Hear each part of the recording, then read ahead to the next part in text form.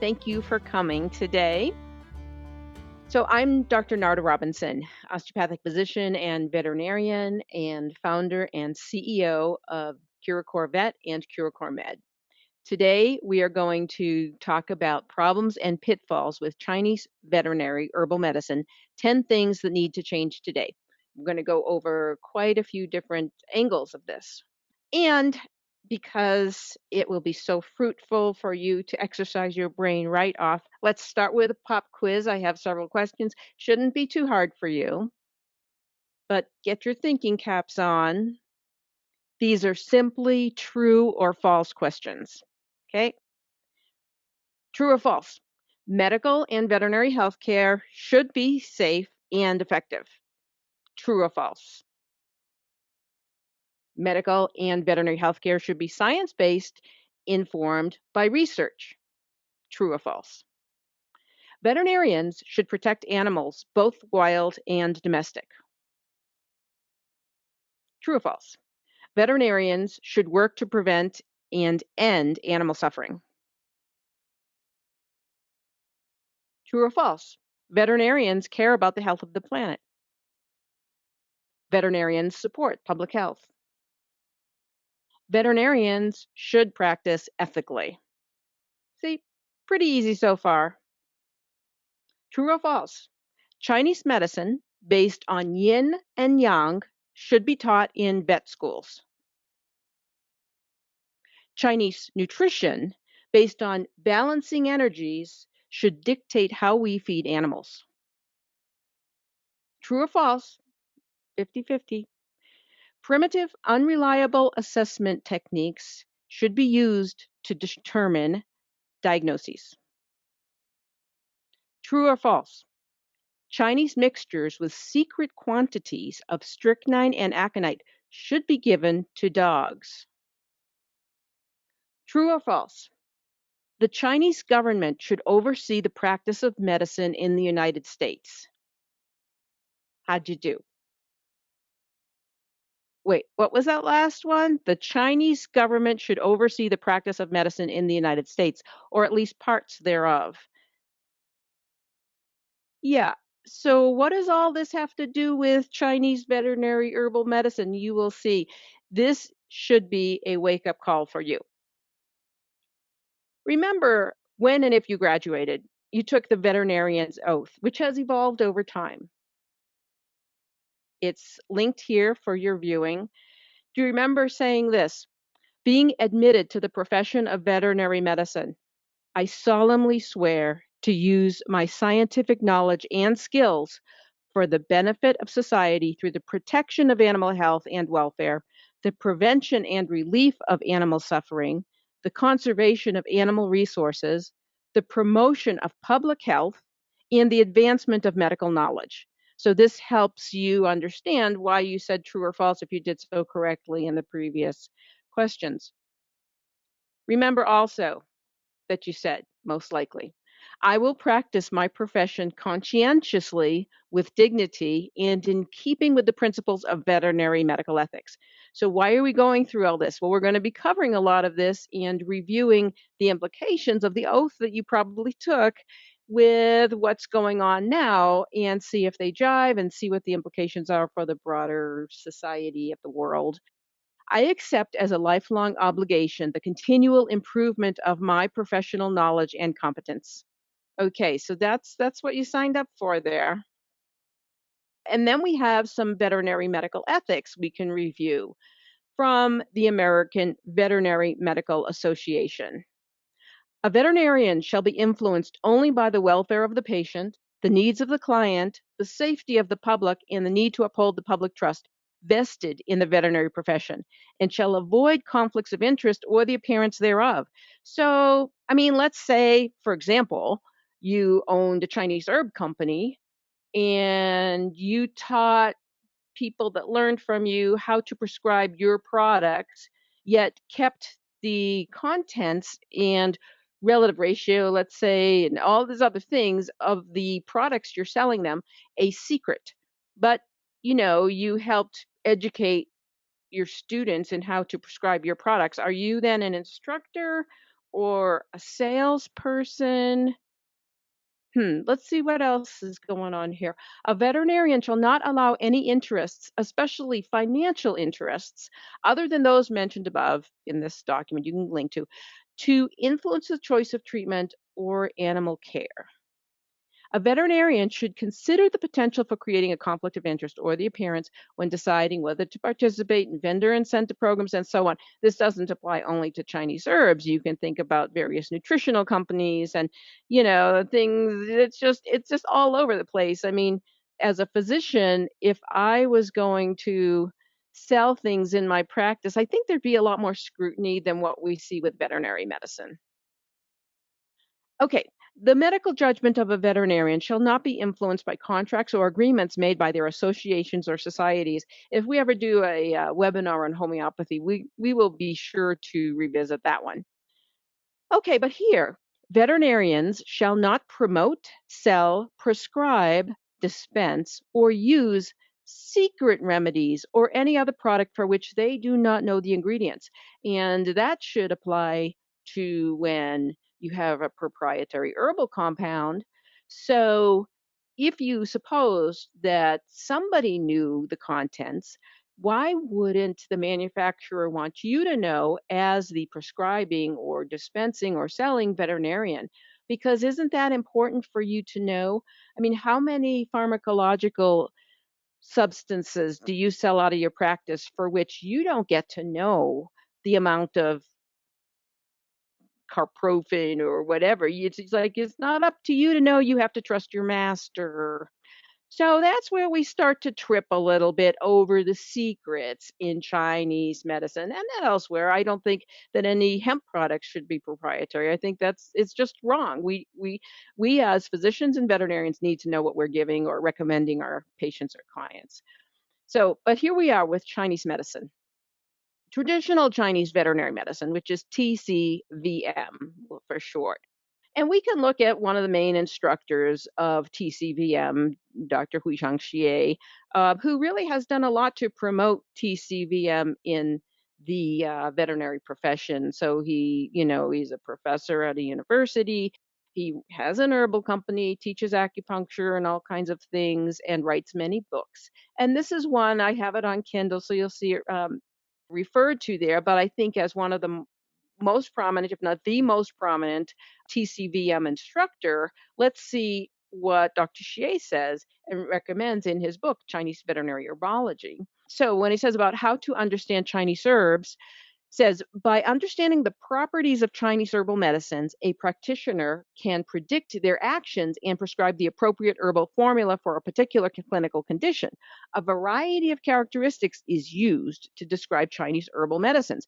These include an herb's temperature or energy, taste, the direction that the energy moves, and channels entered. Did you get all that? A TCVM physical exam includes a conventional exam with auscultation, ophthalmoscopic, and otoscopic exam, as well as evaluation using sight, smell, touch, temperature, tongue, and pulse diagnosis. So you're going to see the animal, you're going to sniff them, you're going to touch them, you're going to feel are they warm or cold.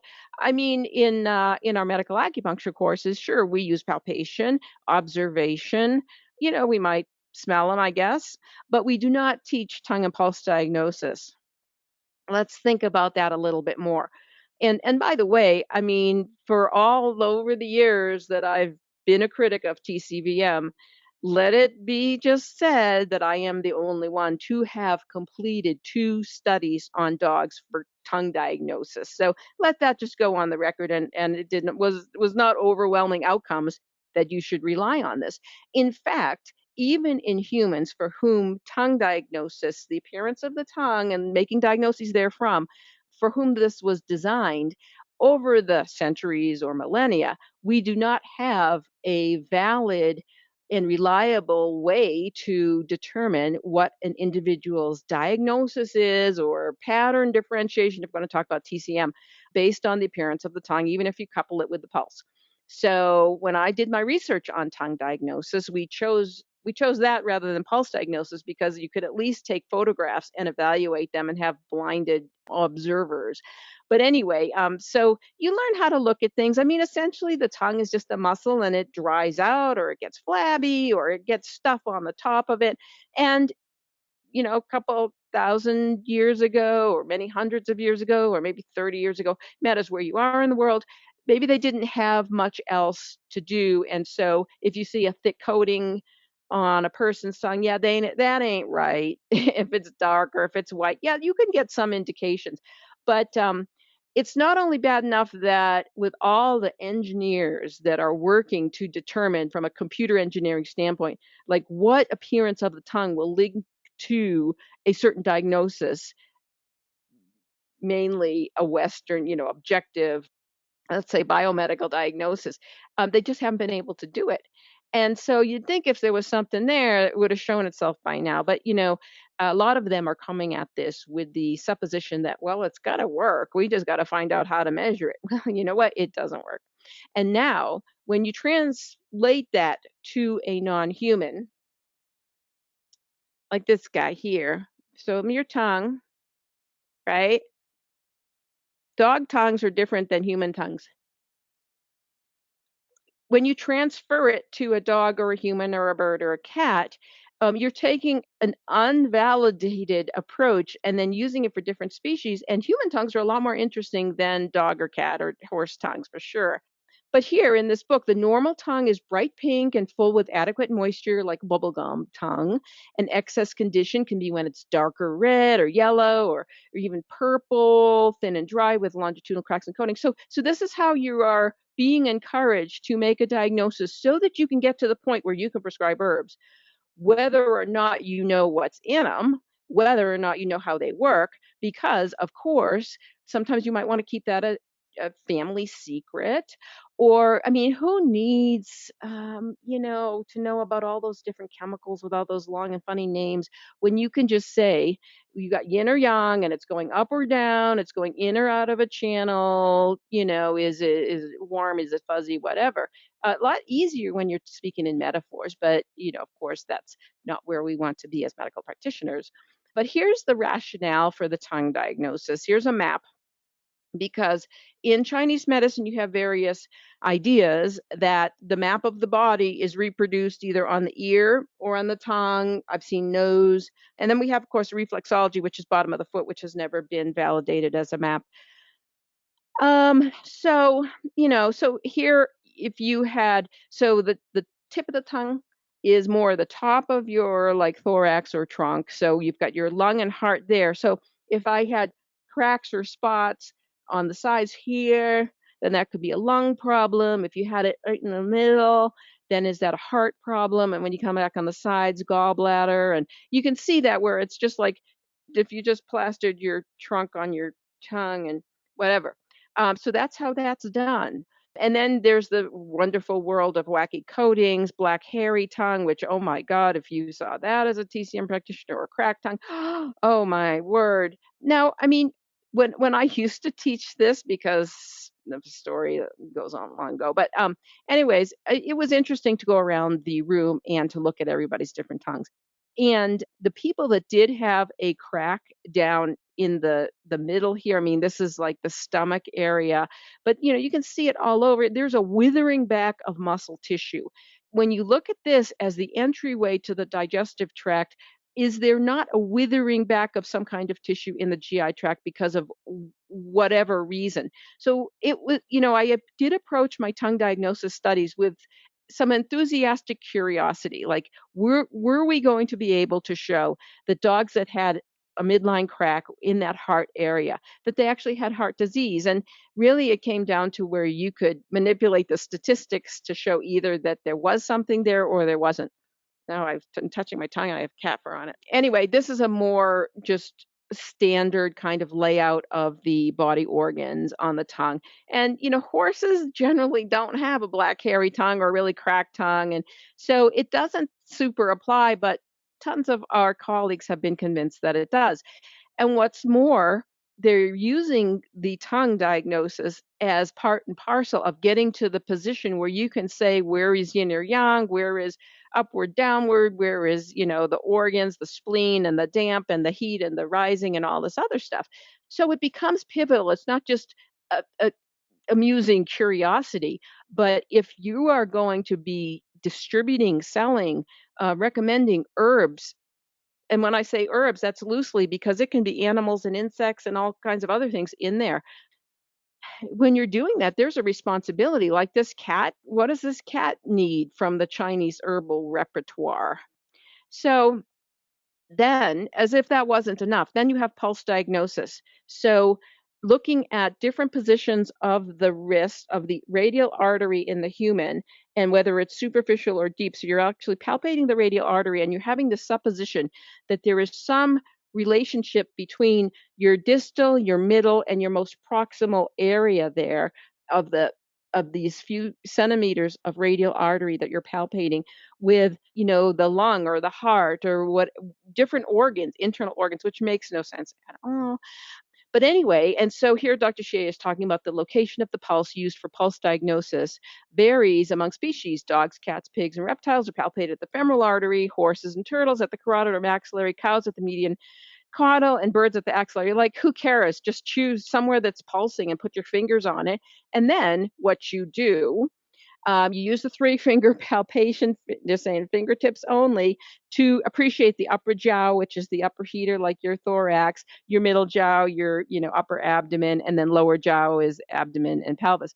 And so you're using your big, thick human fingers to palpate an artery on a bird or a horse, and it's your thickness of your fingers that are determining whether this arbitrary artery is related to the top, middle, or bottom part of your patient's trunk.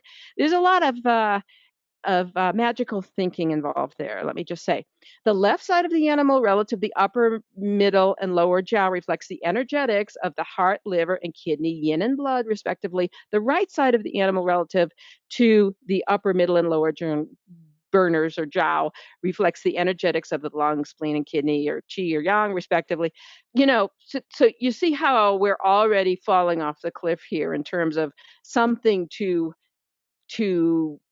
latch onto that's rigorous, factual, objectively verifiable. You just sit there in class, and if you nod your head, that's really the best response. So pulse diagnosis. Then, if we go with that, the lung, spleen, and pericardium, which is in Chinese medicine, when they allude to it, it's mostly the sympathetic nervous system, but here it's like wacko. So that's where in those first three positions on the human you would feel that.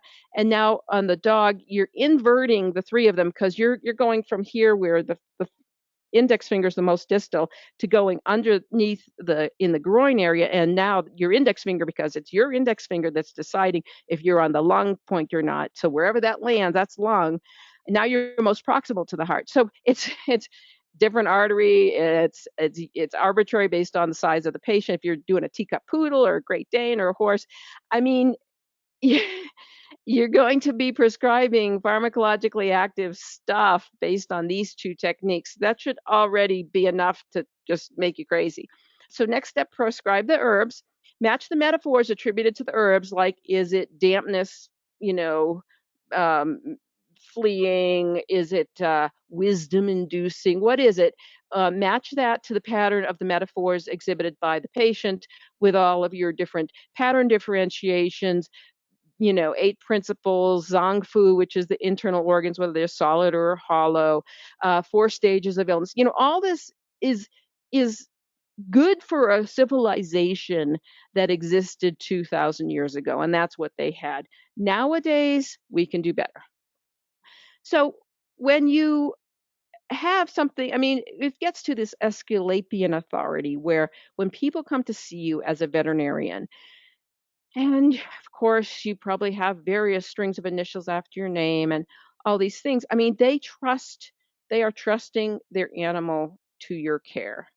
They come in, it's like you get credits just starting out because you supposedly are a veterinarian and you graduate and you're supposedly licensed and all these things. You already have a lot of credibility and they have so much hope that you're going to help them that you have you get trust without necessarily earning it. And so what are we going to do with that? Are we going to work towards getting a solid diagnosis, or are we going to work with something that is based on metaphors and metaphysics and myths? What then is going to happen? Are we going to lead to incorrect or harmful treatment? And what are we going to do with their resources, of which many people don't have much of right now, and start trying this or that? And I mean, there are disaster cases that just don't get enough publication, because oftentimes, like with human medicine, if you go to an emergency room and you're going somewhere academic, let's say you get a stroke from chiropractic of the upper cervicals. If you go to a certain institution and they have a neurosurgery service and they've seen you and they've seen enough of these in the past week or month or whatever, then you might get written up. But otherwise, things just don't get reported. And state boards, when I've lectured to members of state boards, they have a lot of questions. And because they never learned about Chinese medicine critiques in school or herbs or anything, they don't have the wherewithal to understand what is actually going on here. And so this has broader implications as well, which we will get into, which are pretty much worldwide. So just looking, for example, with intervertebral disc disease, what's the TCM pattern differentiation or diagnosis for intervertebral disc disease? Well, it's considered to be stagnation of blood and qi. So your energy and blood gets stuck in your back. And then, depending on what your tongue looks like and what you feel on the pulse, you see how this is pivotal. You might either get it diagnosed with a qi and or a blood deficiency, and then a yang type of qi deficiency. So you get deficiency there. So what are we going to do? Well, we want to move the blood and qi. So don't worry about, those irritating things like the primary pathophysiology of spinal cord injury, and then the secondary, pathophysiology and how that changes with the cytokines and the ischemia and the inflammation and the wayward, neurologic function. If we can just distill that down like a good Chinese decoction into stagnant blood and qi, you see how much simpler it gets. So if things are stuck, we move them, we loosen the stagnation and activate the channels. We're going to clear away that cause of obstruction.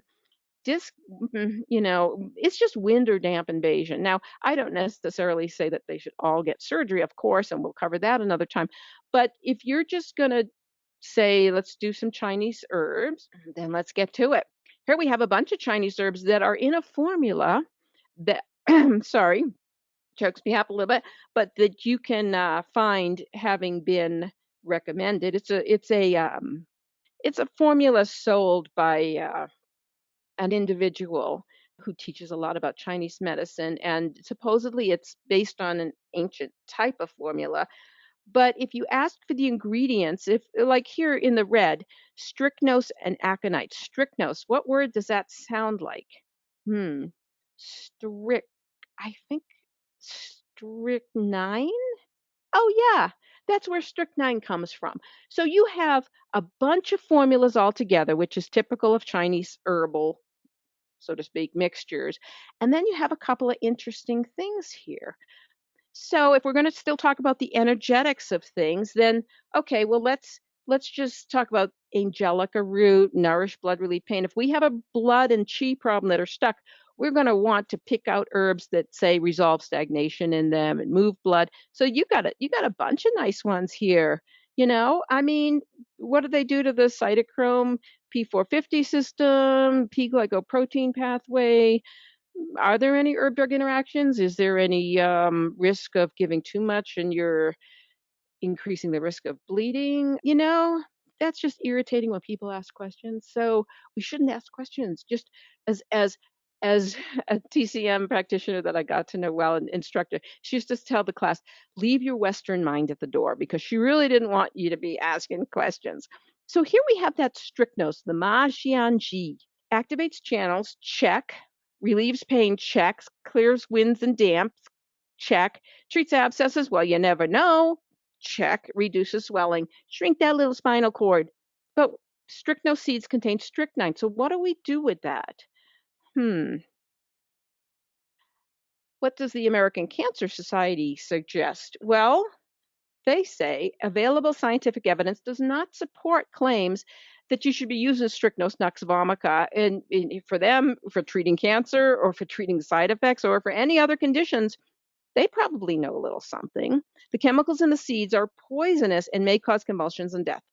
Okay, so you have here a Chinese mixture that has a whole bunch of different ingredients and it's not FDA approved. We don't know how much of which ingredients there are, but these contents are poisonous and may cause convulsions and death. So you already have, with intervertebral disc disease, you have some spinal cord windup. Why would you want to give an excitatory neurotoxin when you're trying to do your best to reduce excitatory neurotoxicity, especially, well, all the time? You're giving, your drugs to reduce it. You're doing your acupuncture, your massage. Everything's trying to wind things down. Even in Germany, their regulatory agency for herbs has placed strict notes on a list of unapproved herbs recommending against its use. So what do we do when our colleagues are dispensing these products that have strychnine in them? We can read more papers. There's plenty of papers out there. We know that strychnine intoxication is really horrible with hyperthermia, acidosis, rhabdomyolysis, and then complete paralysis. All voluntary muscles maximally contract, flexors and extensors simultaneously. Convulsions rupture tendons and joint capsules. Sensory stimulation increases the frequency and severity of seizures. Patient is usually conscious throughout this experience. So how do we know how much is too much? And as those of you that have heard me lecture on herbs has probably heard me say before, let's say that the kid in the household, the bottle of this product, this Chinese herb product with the pretty little flowers on the label, gets knocked over and somebody consumes it, whether it's a puppy or a toddler or whatever. How are you going to treat that animal and be able to anticipate whether there will be a strychnine toxicosis happening because you cannot find out how much is in it? I have called the company 3 times and wanted to know what is in this product, how much strychnine, how much aconite, and it is a trade secret closely kept. So you're in the ER at 2 a.m. and you have whatever patient you have, whatever species that has just consumed some of these. If you have the wherewithal to even read what's on the label and to call the company and all this stuff, you're just not going to find it out. So what do? I think that puts our patients at a big disadvantage. And I would think that if I was an expert witness and somebody did this, I might say, why are you giving secret mixtures? So strychnine has no proven value for cats, dogs, or horses. Should a horse get a disc disease, there is a risk of overdose and unknowns about the dosing. If you're going to keep the amount in their secret, how are we supposed to know? Is it contraindicated with other CNS drugs? You've got an excitatory neurotoxin there, and you're giving gabapentin or amantadine or whatever, ketamine. How does strychnine affect spinal cord sensitization and the counteracting drugs we use? Here from Pet Poison Helpline, very dangerous rodenticide, rapidly absorbed from the stomach. So by the time you get that toddler or the dog or the puppy or whoever to the emergency room, within 15 minutes to 2 hours, you're getting absorption. It's a really horrible death. But wait, there's more. Aconite, which is monkshood, pretty little flower, warms yang and channels. If you have too much yin and you're cold, you could take some fushi, and I'm not recommending that you do, but somebody might. Fushi, aconite, or it's a cardiotoxin. It's in traditional Chinese medicines, toxic to pets, also known as wolfbane or friar's cap plant. Has a lot of different alkaloids in it. When ingested, it can cause poisoning in many species, including humans, resulting in weakness, cardiac arrhythmias, paralysis, tremors, and seizures. Oh, and then, just in general, we should not be surprised when our Chinese herbs contain insect and animal contents like the scorpion. I mean, maybe there's parts of scorpion toxin that are medicinally useful in the appropriate quantity, not too much, but you're going to get the eyes and the butt and everything in between. Like, do we have to really do that? Maybe these things should be studied, and I wouldn't like killing scorpions for that anyway. This is by Jan Stiel back in 2003, where he was already concerned about the demolishment of wildlife for traditional Chinese medicine. Antelope, buffalo, or rhino horns. A lot of animals have gone extinct or missing in China because of their use in Chinese herbal mixtures.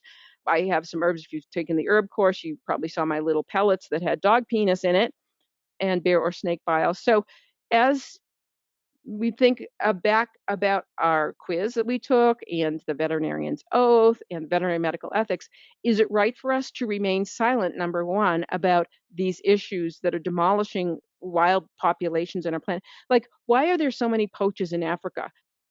It's not just for like a tiger skin. There's so much money to be had from rhino horns. I mean, and it's just it demolishes me to read. I can like if they show me any picture, I just can't deal with it. So so I'm speaking out about it in part, but why do we tolerate this? Why do we give credence to traditional Chinese medicine when there were so many problems?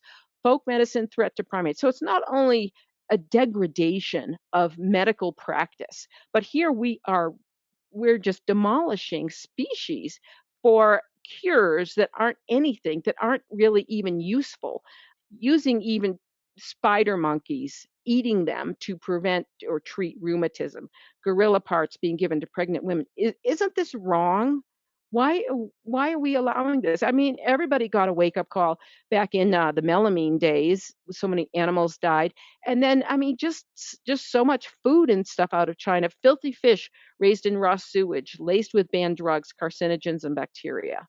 And so many drugs that we see, so many components of pharmaceuticals are coming from Asia with oftentimes suspect issues. Not that China's the only one, but there are definite problems. So then you have um, pet food companies that say not made in China as a means to advertise because of that lingering pain that has afflicted us since the melamine days. But anyway, there is still something alluring about these Chinese herbs, and I will go into that. But even if they say it's organic, like with Chinese tea, organic means practically nothing in China because the officials are frequently known to be corrupt, and you can bribe them and get your products designated as organic. So why do we why do so many remain romantic about Chinese herbs, and are they just looking for a guru? This is probably more of the reality of the patent medicines, just shelves of Chinese herbs that look a bit unsavory to me. And then there's also wondering where certain herbs are grown, given the pollution that is happening in China and the amount of pesticides that are used. If you have plants, roots, all these things that are coming out of the ground, then what have they absorbed as a means of detoxing the soil, which is what they do.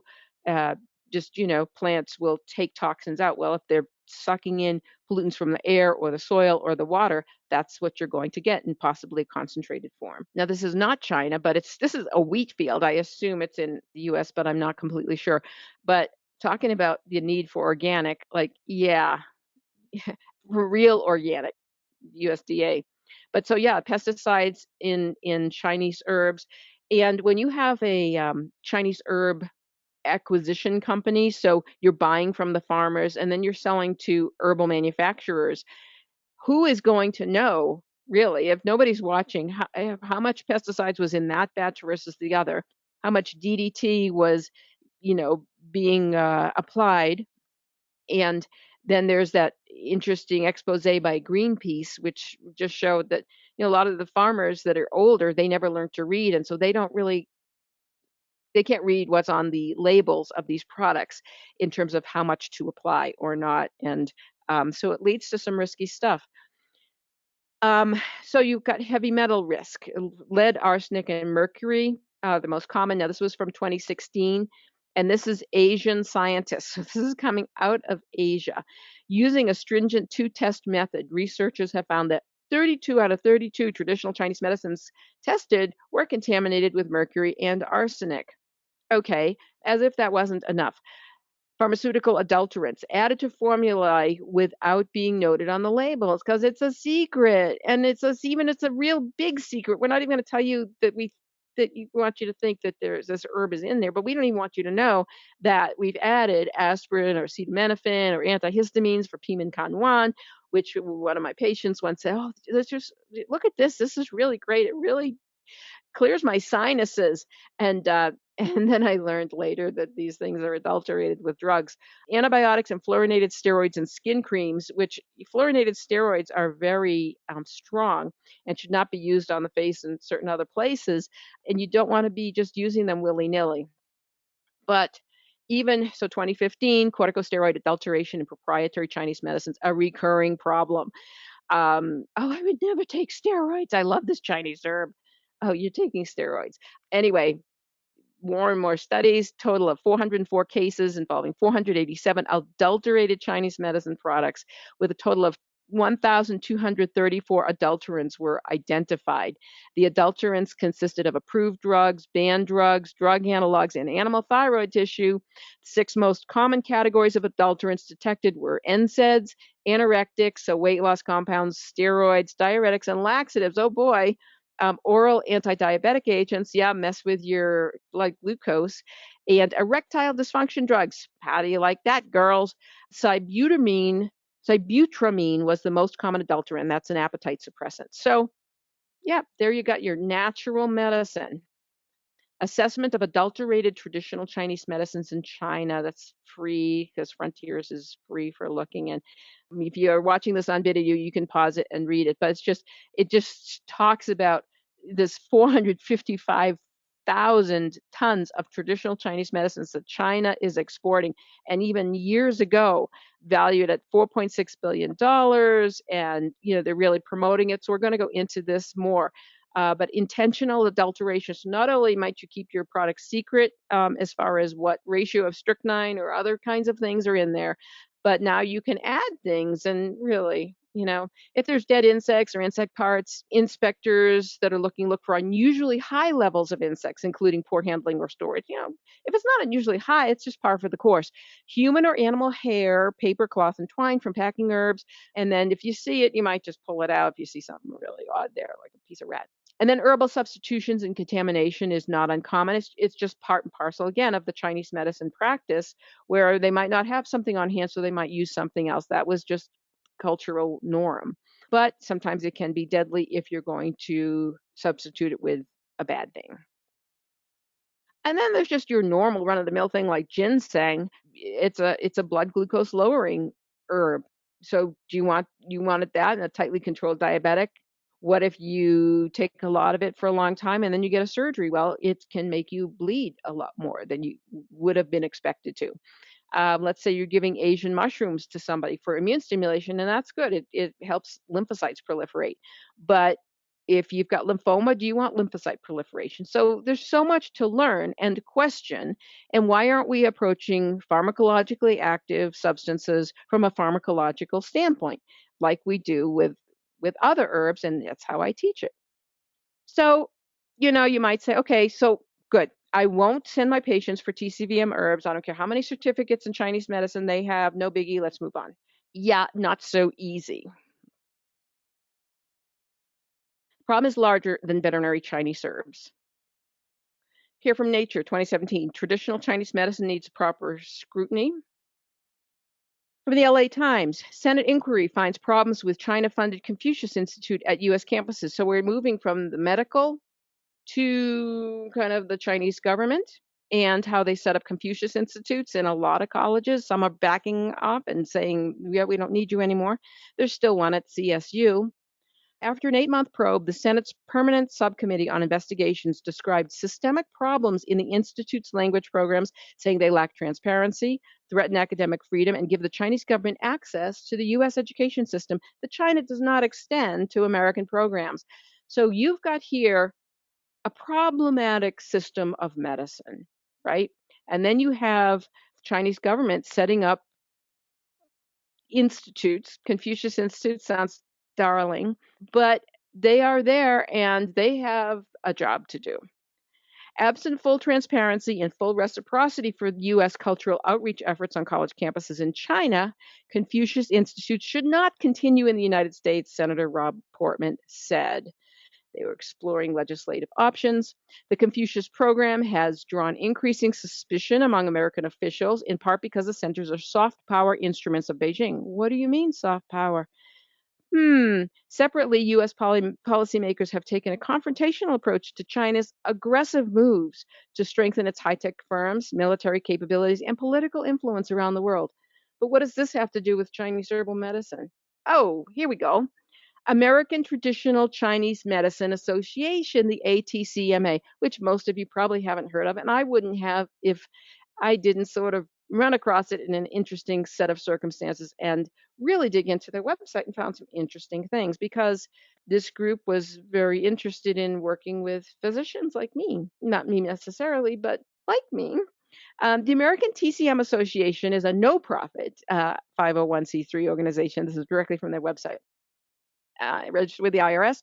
Its objectives are to ally Chinese medicine specialties in the US to build an academic professional organization that has the most extensive coverage of Chinese medicine. Okay, so they're coming from China and they want to call the shots essentially. So their missions, they're about them. What are they here for? To propagate the TCM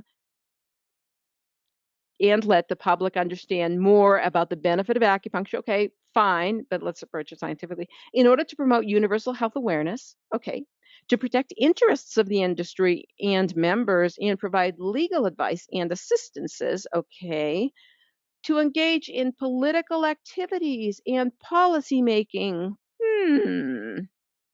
to promote comprehensive legislations of acupuncture and Chinese medicine in the United States.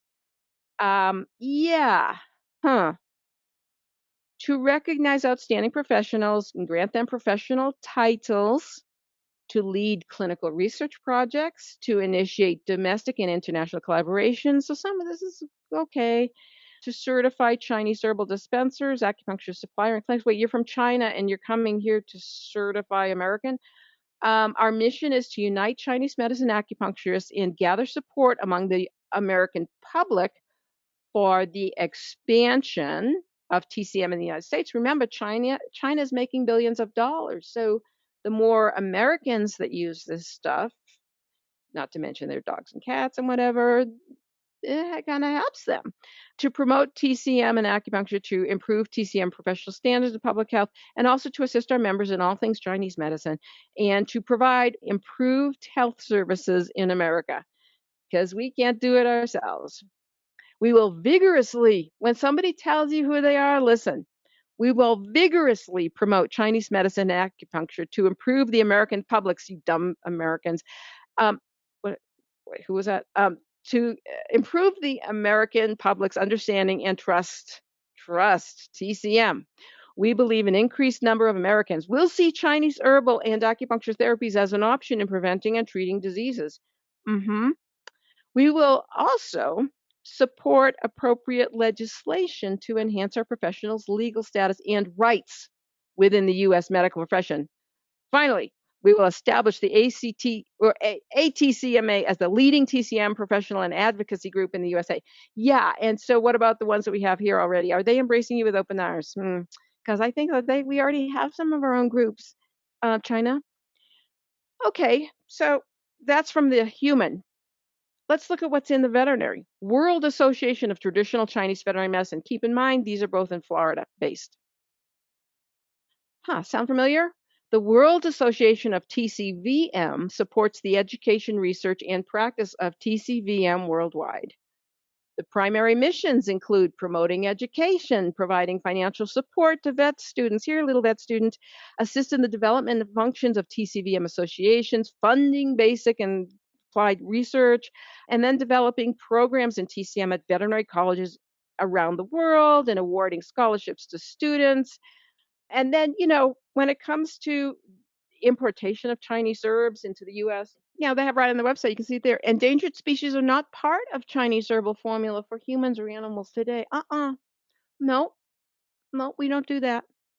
And then, oh, but wait, here's a little problem. Import alert from the FDA site 68-19.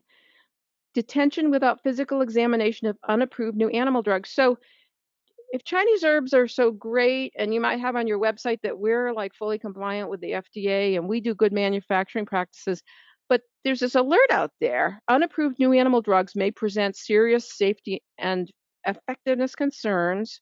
So you want to bring them into the country, but they haven't been tested. We're considering them to be adulterated. The product should be considered for detention without physical examination. This used to be like a red alert named. And then they really don't want you advertising that. But oh wait, down on the US, there's two companies that are banned with this import ban. Dr. Xie's Jingtong Herbal in Florida since 2016. Okay, well, moving on. TCM and the abuse of animals, which we'll get to soon, even though WA-TCVM says no. The lack of governmental transparency and the degradation of science is a global pandemic. More on that soon. Chinese medicine is getting WHO recognition, World Health Organization recognition. Some doctors are alarmed. So here you have, we've covered Chinese medicine, Chinese veterinary medicine, Chinese Confucius clinics, pressure from the Chinese government into academic institutions, and now World Health Organization recognition in 2019. What's going on here? The World Health, this is from the Scientific American. The World Health Organization gives the nod to traditional Chinese medicine. Bad idea. The WHO is now promoting unproved traditional Chinese medicine from the editors about a year ago. And then we look more, even though WATCVM says we don't do that, you can find a lot of stories that talk about it still happening. You see it all the time, unfortunately. Very sad. Endangered species. Will mainstreaming TCM threaten more and more animals? The black market, poached animals. TCM uses approximately 1,000 plant and 36 animal species, including tiger, rhinoceros, black bear, musk deer, seahorse. Extinction by TCM by Forbes. Endangered species are being killed at an alarming rate for the sole crime of being their cool animal and the core of nasty cultural traditions with their body parts. TCM is driving extinction. As veterinarians, should we be worried about this? No, we're not worried. Should we say TCM is okay? What should we do? World Health Organization's recognition of TCM and so on in the UK. World Health Organization is urged to condemn TCM utilizing animal parts. Just goes on and on. Animal cruelty in TCM. So if you're a TCM practitioner, how do you get away from this? You might say that's not us, but you're implicitly condoning TCM, which this is part and parcel of. From The Economist just a month or so ago, the use of animals sometimes involves appalling cruelty. One of the TCM remedies that the health ministry has recommended for use in the treatment of COVID-19 patients includes powdered beer bile. In China, this is often extracted from live bears kept in grim farms where they can't even move, even though its active ingredient can be created synthetically.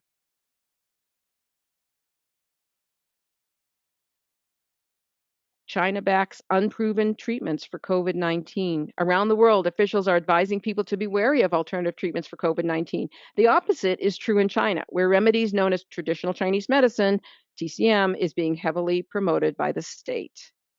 On March 23rd, this is just, these are excerpts. It's fascinating to read this and very depressing when I talk about the animals. On March 23rd, a senior official from the government's TCM administration said more than 90% of all sufferers of COVID-19 had received traditional therapies, and these had been effective 90% of the time. It's just like when you read a Chinese article, and yet it's always in the 90s because, the hospitals are supported by the government, and they need to show that they get really good results. She offered no data to support this claim. Now China is keen to promote its remedies abroad. TCM practitioners have joined Chinese medical teams sent to help manage outbreaks in Cambodia, Iraq, and Italy. The government says it has donated traditional medicines to other countries too. TCM enjoys some cover from the World Health Organization. Last month, the World Health Organization deleted advice it had posted on its website, saying that herbal remedies were not effective against the coronavirus and might be harmful. Well, why'd they disappear? Here from Nature just a few days ago. China is promoting coronavirus treatments based on unproven traditional medicines. Scientists say rigorous trial data are needed to show that remedies are safe and effective. In China, senior government officials and the state media are pushing a range of TCM as being effective at alleviating COVID-19 and reducing deaths from the disease. However, there are no rigorous trial data to demonstrate that the remedies work. Although the efficacy of some TCM remedies is being tested, some researchers say the trials have not been rigorously designed and are unlikely to produce reliable results. Government officials and TCM practitioners deem the remedies safe because, hey, it's been around for thousands of years. But significant side effects have been reported. Don't listen to people when they say it's been around thousands of years. Even for TCVM, yeah, they weren't treating dogs and kitties with these remedies. They were more maybe eating them. Other world leaders have promoted unproven treatments for COVID-19. Yep, Donald Trump has pushed the use of hydroxychloroquine, now seems to be taking it per his report. But in any event, it's being studied, but yet those leaders, Trump's and others, claims have been criticized by scientists in their own countries. By contrast, in China, criticism of TCM is muted. The industry is worth billions of dollars per year and receives aggressive government support. Confucius Institute, ATCMA, who knows what veterinary institutions are getting from China. According to Chinese state media, the state administration of TCM says 3 formulas and 3 medicines have proved effective for COVID-19. Other scientists say, yeah, there's no convincing evidence. Okay, so just, repeating the theme here. Several decoctions have included an herb called ephedra. You remember that, right? Banned in the US, string of deaths in its wake.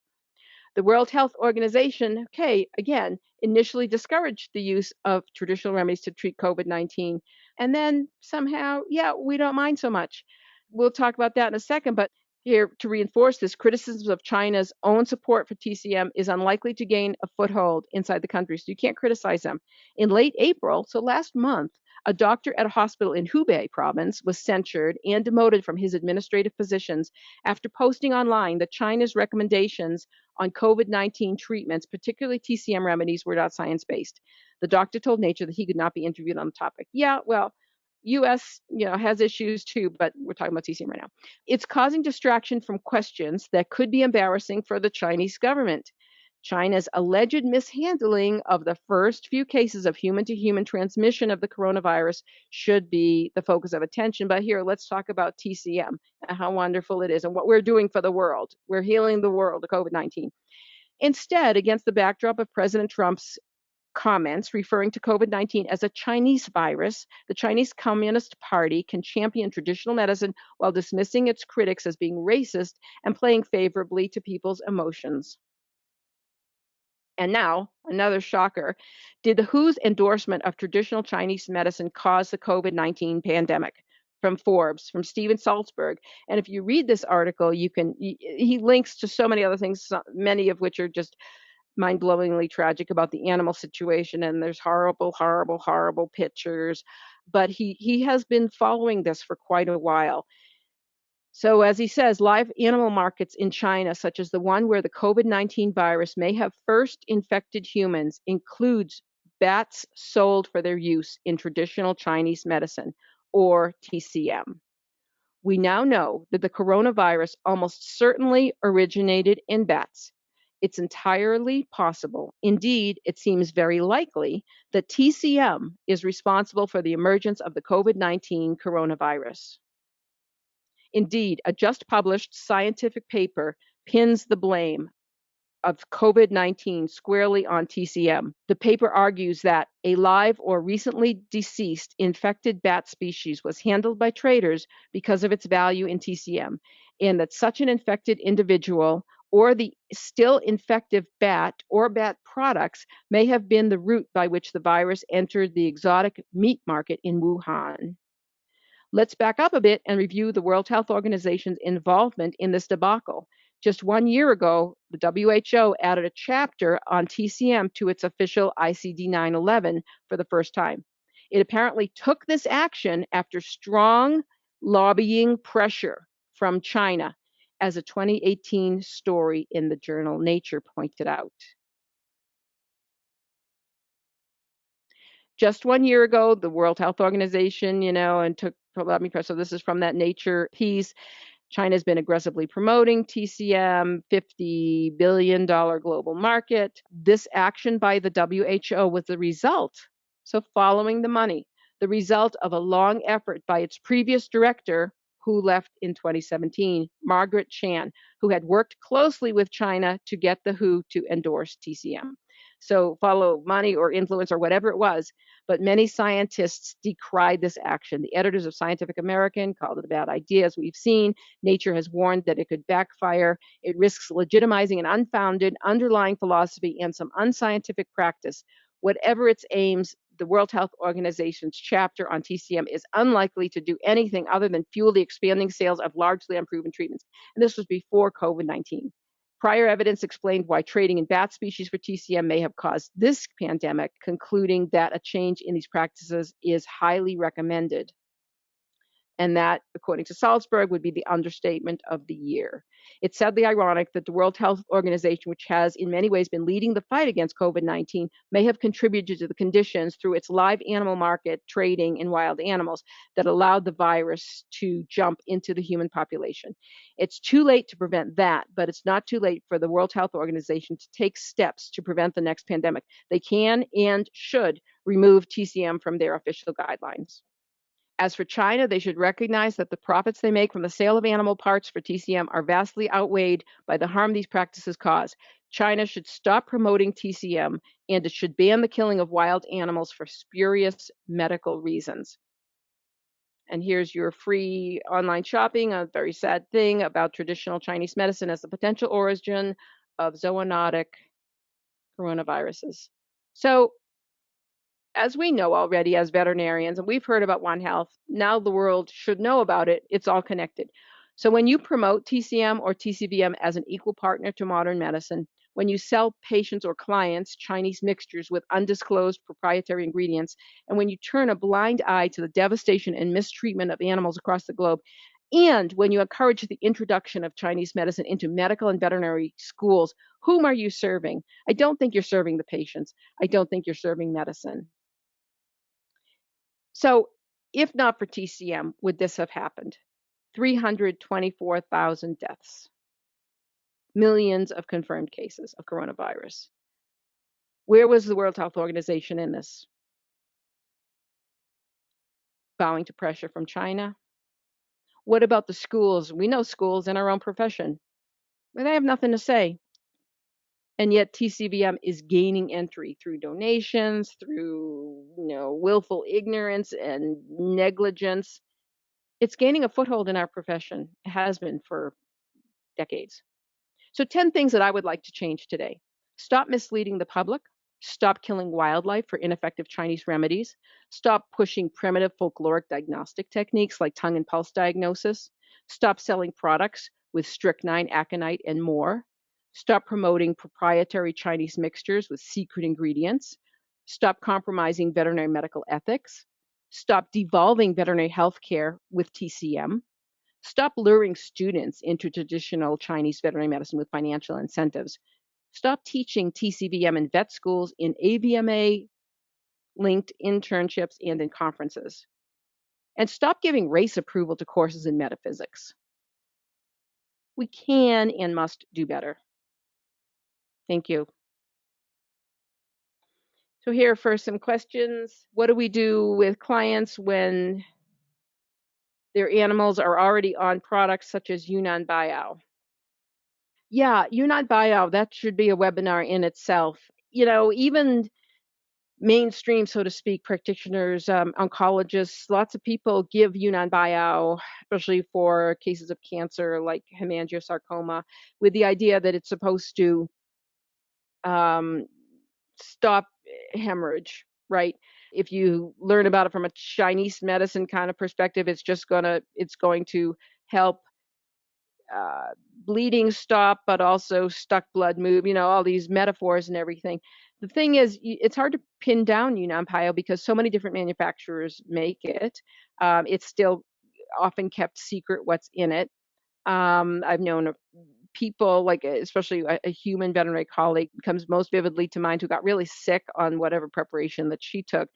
And so I think, as with any herbal compound, that if you have a client coming in and they're already giving the Yunnan Biao, that you learn about its science, its pharmacology. I think it's probably unlikely to kill an animal. And if you are in a latch ditch effort with something like hemangiosarcoma, we just don't know. I mean, I think if they've got that cancer anyway, maybe I would suggest trying it, but I would do so divulging the knowledge that we're not really clear what's in it. I don't know what the side effects will be. I don't know what the interactions will be, because if there are secret ingredients in there.